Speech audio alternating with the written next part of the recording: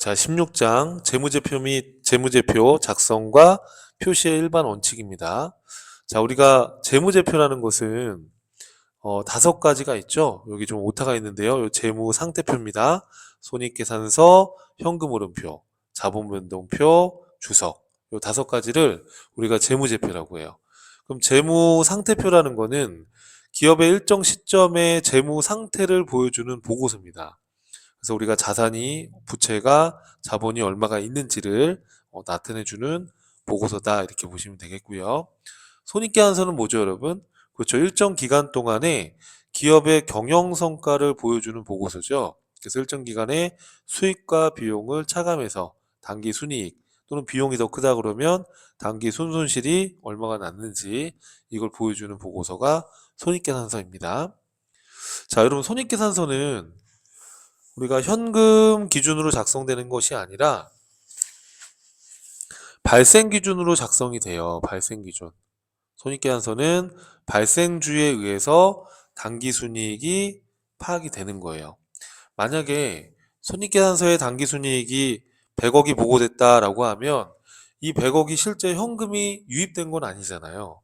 그러면 손익계산서상의 이 당기순이익은 현금 흐름을 보여주진 못하기 때문에 이 발생주의에 따른 이 현금 흐름을 보여주지 못하는 이 한계를 보완하기 위해서 현금 흐름표라는 것을 우리가 작성하는 거예요. 이 현금 흐름표는 현금주의에 의해서 기업의 어떤 주요 경영 활동을 크게 3가지로 구분해 보는 거예요.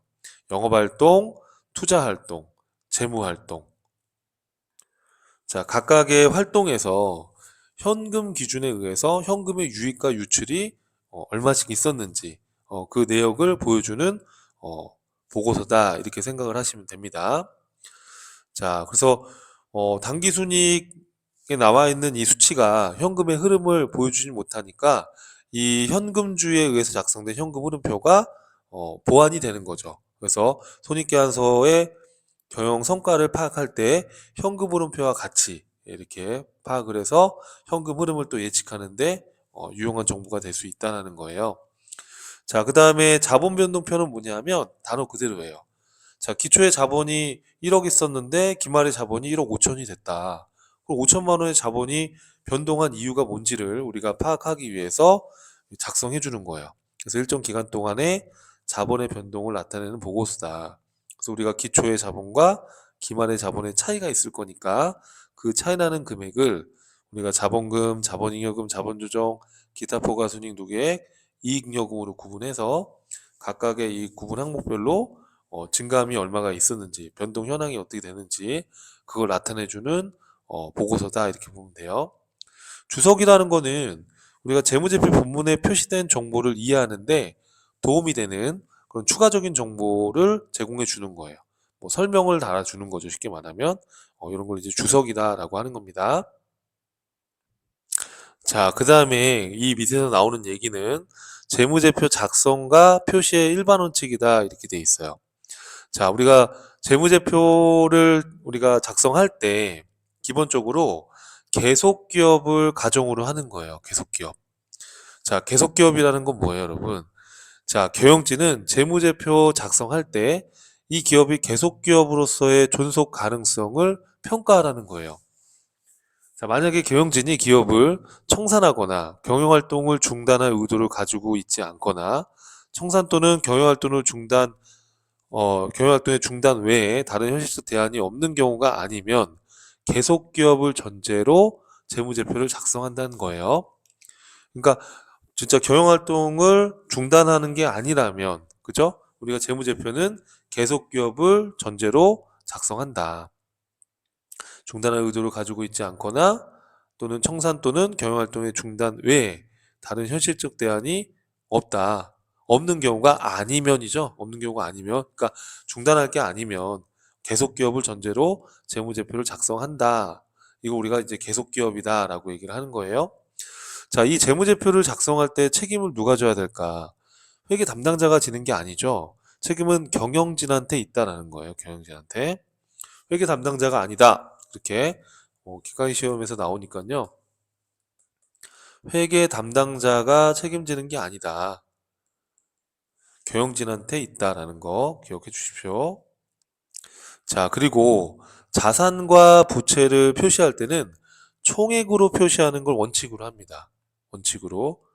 원칙적으로 상기해서 표시하지 않는다. 이게 무슨 말이냐면 예를 들어서 우리 회사가 A 회사한테 받을 외상 매출금이 100원이고 A 회사한테 갚아야 될 외상 매입금이 70원이 있어요.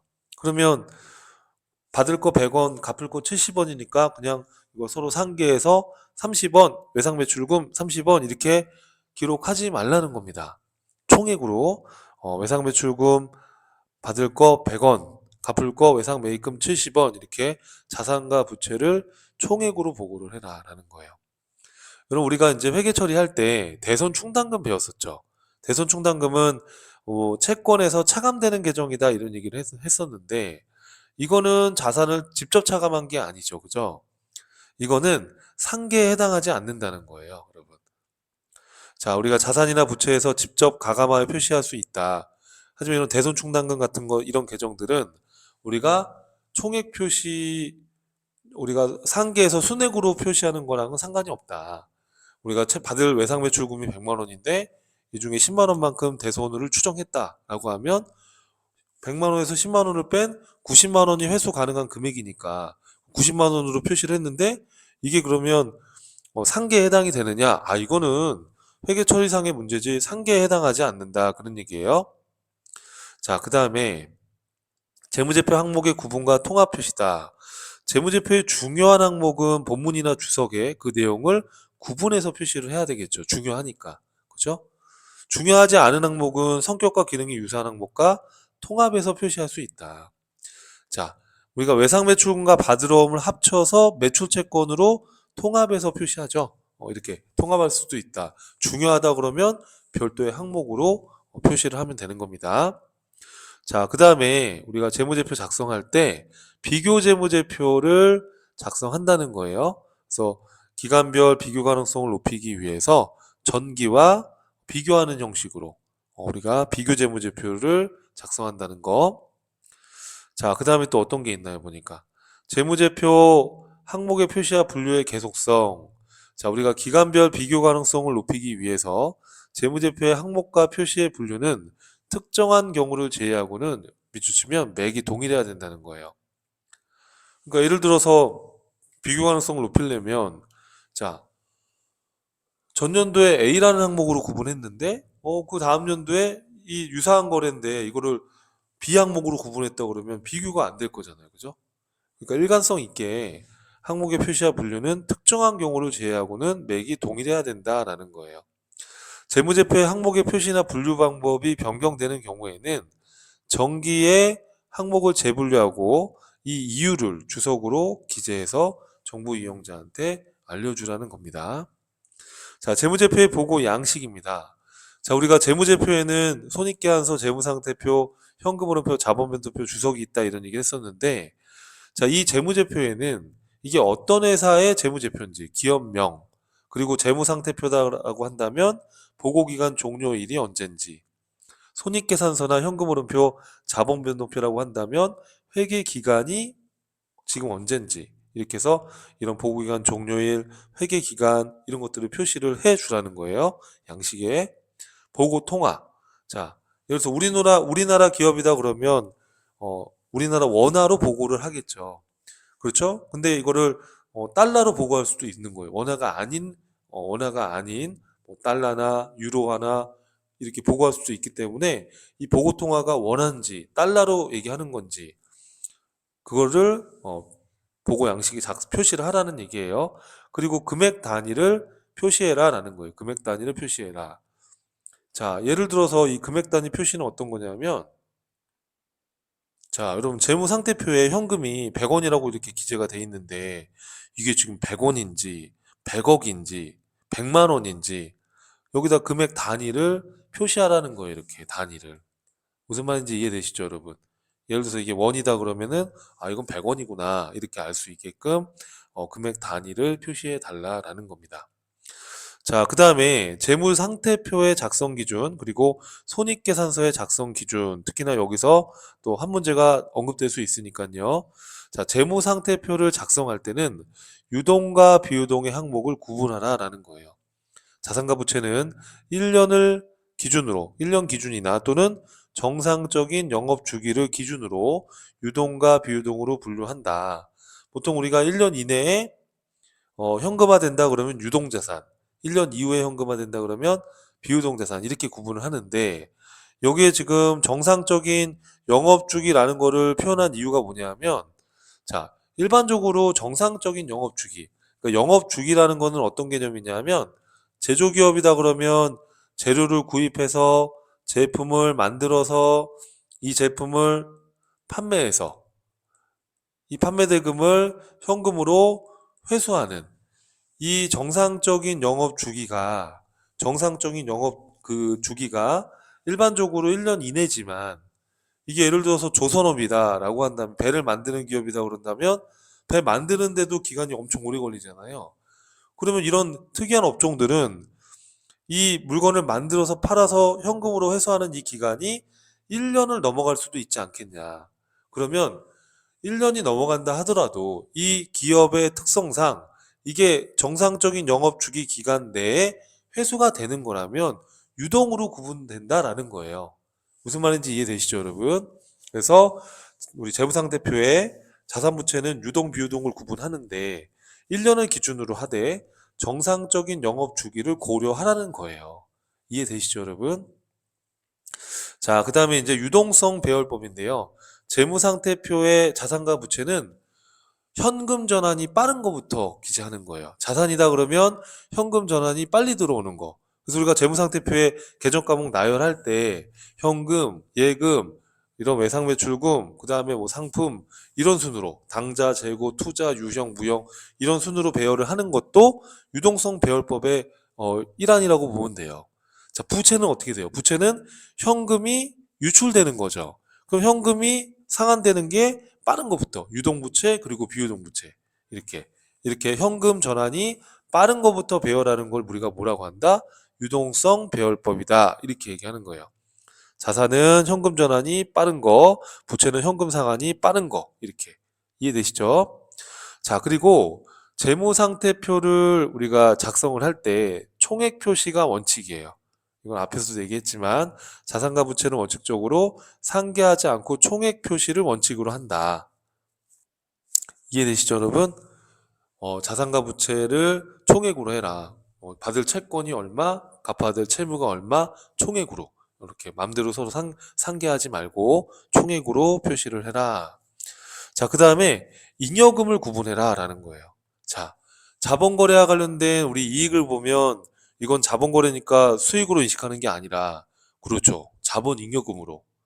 자, 손익거래를 통해서 벌어들인 당기순이익은 자본잉여금이 아니라 그렇죠. 이익잉여금으로. 그렇죠. 이렇게 자본잉여금과 이익잉여금 이렇게 자본거래와 손익거래를 구분해서 잉여금을 표시해라 라는 거예요. 미결산 항목 등의 표시를 금지한다. 현금 가부족, 가지급금, 가수금 뭐 이런 것들 있잖아요. 확정되지 않은 계정 과목 이런 것들을 결산 시점에서 재무상태표에 이거를 표시를 하게 되면 현금 가부족이 뭐죠, 여러분? 장부상 실제랑 차이가 났을 때 현금 가부족으로 하는 겁니다. 그 현금 가부족이 100만 원이라고 써 있다 그러면 지금 100만 원이 실제랑 차이가 나는데 뭔지 모르겠다는 얘기잖아요. 그렇게 임시적인 성격으로 정보를 제공해 주면 안 되는 거죠. 그래서 이렇게 임시적인 것들은 확정된 계정 과목으로 해서 정리를 해서 재무제표를 보고하라 뭐 그런 거예요. 그래서 확정적이지 않은 미결산 항목은 재무제표에 표시하지 않는다라는 거예요. 그래서 우리가 현금가부족 공부할 때 남아있는 잔액은 결산 시점에서는 뭐 자비익이나 잡손실로 처리한다 이런 얘기를 한 적이 있었죠. 자, 그 다음에 이제 재무상태표 말고 손익계산서의 작성 기준입니다. 자, 손익계산서는 수익과 비용을 기록할 때 현금 기준이 아닌 발생 기준에 의해서 작성한다. 그래서 우리가 수익은 실현주의로, 비용은 수익, 비용, 대응 원칙에 따라 우리가 인식을 한다라고 앞에서 배웠었죠. 자, 재무상태표와 마찬가지예요. 손익계산서의 수익, 비용도 총액주의로 하는 게 원칙입니다. 물론 예외도 있지만 총액주의가 원칙이다. 그렇게 생각하면 돼요. 총액주의가 원칙이다. 자산부채와 동일하게 수익과 비용도 총액주의로 인식을 한다는 거예요, 여러분. 자, 예를 들어서 우리가 상품을 100원에 구입해서 130원에 팔았다 그러면 30원이 수익이다 이렇게 손해구로 생각할 수도 있지만 그렇게 하지 말고 130원 매출 수익 기록해주고 100원을 매출 원가 비용으로 이렇게 총액으로 보고 하는 거예요.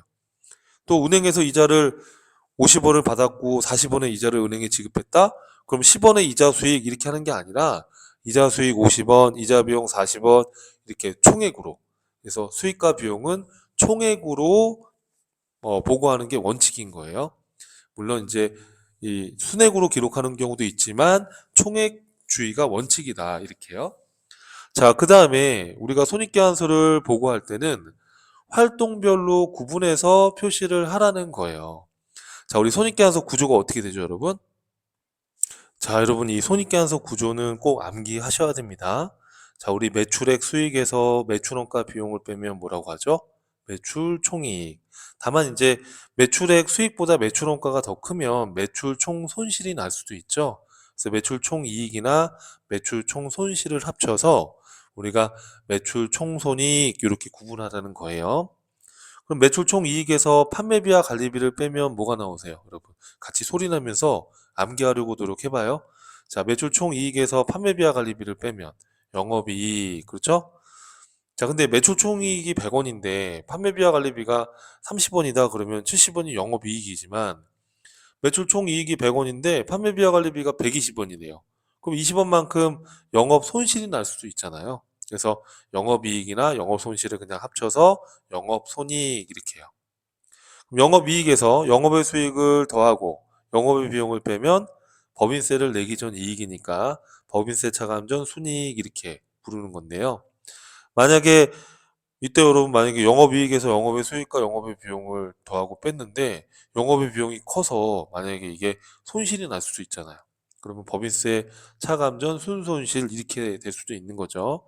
그래서 법인세 차감 전 순이익이나 법인세 차감 전 순손실. 그래서 이거 그냥 합쳐가지고 법인세 차감 전 순손익 이렇게 해서 여기다 구분하는 거예요. 법인세 비용을 빼게 되면 뭐가 나와요? 그렇죠. 당기순이익. 자, 법인세 차감 전 순이익이 100원인데 법인세 비용이 뭐 20원이다. 그럼 80원이 당기 순이익이지만 법인세 차감 전 순이익이 100원인데 법인세 비용이 110원이에요. 그럼 마이너스 10원이죠? 그때는 당기 순손실이죠. 당기 순이익이 나거나 당기 순손실이 나거나 그래서 이거를 당기 순손익 이렇게 부르는 거예요. 그럼 주당 순손익은 뭐냐면 자, 예를 들어서 회사가 당기 순이익이 지금 예를 들어서예요. 그럼 당기 순이익이 뭐 예를 들어서 100만 원이 났다고 한번 해볼게요. 이렇게 예를 들어서 근데 회사가 발행한 주식수가 100주라고 해볼게요. 그러면 100만 원인데 100주를 발행했으면은 한 주당 여러분 얼마의 주당 이익이 난 거예요? 100만 원 나누기 100주 하면 한 주당 만 원의 이익이 난 거죠. 그죠? 그럼 이 한 주당 만 원의 이익을 우리가 주당 이익이다 이렇게 부르는 거예요. 또는 손실이 날 수도 있겠죠. 만약에 이 단기 순손실이 나면 주당 순손실이 발생할 수도 있겠죠. 그래서 이거를 주당 순손익이다 이렇게 부르는 거예요. 그래서 손익계산서를 작성을 할 때 이처럼 매출 총손익, 영업손익, 그 다음에 법인세 차감 전 순손익, 단기 순손익, 또 주당 순손익, 주당 순손익입니다. 여기 좀 잘못된 주당 순손익 이렇게 해요. 이해되시죠, 여러분? 이렇게 해서 활동별로 구분해서 표시하라라는 거예요. 이해되시죠? 자, 그럼 이제 실전 문제가 어떻게 나오는지 한번 볼게요. 재무제표 작성 기준과 관련해서 다음 중 유동성 배열법에 의한 재무상태표 작성 시 가장 나중에 배열되는 거, 현금화가 가장 늦은 거 뭘까요, 여러분? 자, 우선은 우리 미지급법인세 유동성 장기부채 매입채무는 유동부채입니다. 유동부채부터 먼저 배열되고 그 밑에 비유동부채, 퇴직급여 충당부채는 비유동부채예요. 그래서 답은 2번이었습니다. 자, 2번입니다. 재무상태표 작성 기준 중에 그 내용이 가장 적절한 항목은 자산가 부채는 유동성이 작은 건가요? 높은 건가요? 그렇죠. 유동성이 높은 것부터 배열하는 거죠. 자산부채 자본은 총액으로 표시하지 않고 아니죠, 여러분. 총액으로 표시해야죠. 순액으로 하는 게 아니었죠. 자산가 부채는 결산일 기준 1년 또는 정상 영업주기를 기준으로 구분 표시한다. 그렇죠, 여러분. 이게 맞는 표현이네요. 3번이 올바른 표현이고요. 자본 항목 중에 잉여금은 주주와의 거래인 아니죠. 주주와의 거래인 건 자본잉여금. 영업활동의 결과는 이익잉여금. 바뀌었죠, 이게. 그래서 2번의 답은 3번이었다. 이렇게요. 자, 그 다음에 3번이에요. 일반 기업 회계 기준에 따른 재무제표에 해당하지 않는 거. 우리 재무상태표, 손익계산서, 그 다음에 주석, 또 현금흐름표, 자본변동표. 여러분 시산표는 재무제표는 아니에요. 우리 앞에서 연기했던 그 5가지 재무상태표, 손익계산서, 현금흐름표, 자본변동표, 주석 그 5가지만 재무제표에 해당이 돼요. 자, 4번입니다. 일반 기업 회계 기준에 의한 손익계산서 작성 기준 중 옳지 않은 것은 현금 유출입 시점에 관계없이 당해거래나 사건이 발생한 기간에 수익과 비용을 인식하는 발생주의에 따른다. 맞죠? 우리 수익과 비용은 현금주의로 하는 게 아니라 발생주의에 의해서 하는 겁니다. 수익은 실현주의로, 비용은 관련 수익이 인식된 기간에 인식한다. 이걸 수익비용 대응 원칙이라고 했었죠? 자, 서로 연관된 수익과 비용은 직접 상계해서 순액으로 하는 거 아니라고 그랬잖아요. 우리 매출액, 매출원가, 이자 수익, 이자 비용처럼 총액주의로 수익과 비용도 보고 하는 거예요. 그렇죠? 답은 4번이네요. 잘못된 것은 옳지 않은 건 4번이 되겠죠. 자, 5번입니다. 자, 유동성 배열법에 의해 작성되는 재무상태표에 있어서 가장 먼저 표시되는 거, 가장 현금화가 빠른 거. 자, 어떤 거 있을까요, 여러분? 자, 여기서 이제 보시면은, 자, 투자 부동산은 투자 자산에 해당이 되고요. 투자 자산에 해당이 되고요. 한번 적어보면, 임차 보증금은 여러분, 기타 비유동 자산에 해당이 돼요. 그렇죠? 임차 권리금은요? 자, 임차 권리금은 무형 자산에 해당이 돼요. 임차 권리금은 전세권은 이거 헷갈리는데 전세권 그러면 왠지 뭐 저작권, 특허권 이런 것처럼 무형자산이라고 생각하는데 아니에요, 여러분. 이거 기타 비유동 자산에 해당이 돼요. 이거는 기타 비유동 자산이에요. 그럼 전세권이라는 게 전세보증금이다 그렇게 생각하면 돼요. 이런 보증금 같은 경우에는 우리가 기타 비유동 자산에 해당이 돼요. 아시겠죠, 여러분? 자, 그러면은 우리가 재무상태표를 표시할 때 당자, 재고, 투자, 유형, 무형, 기타 우리 앞자 따가지고 여러분 이렇게 당, 재, 투, 유, 무, 기 이렇게 외우기로 해요. 이렇게 배열이 되는데 그러면 지금 여기서 가장 먼저 표시되는 건 뭐예요, 여러분?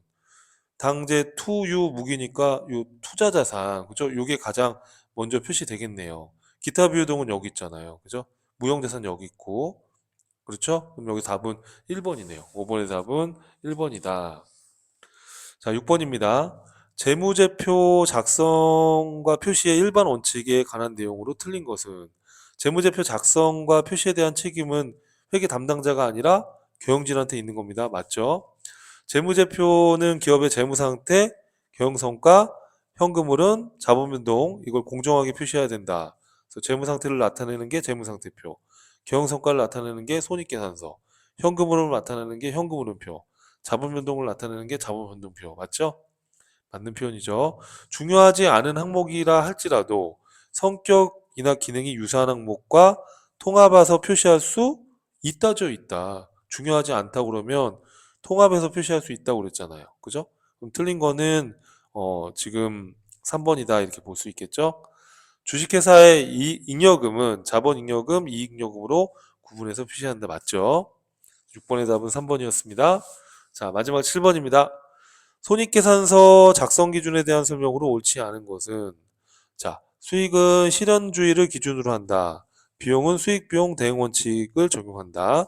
수익 비용은 순액으로 하는 게 아니었잖아요.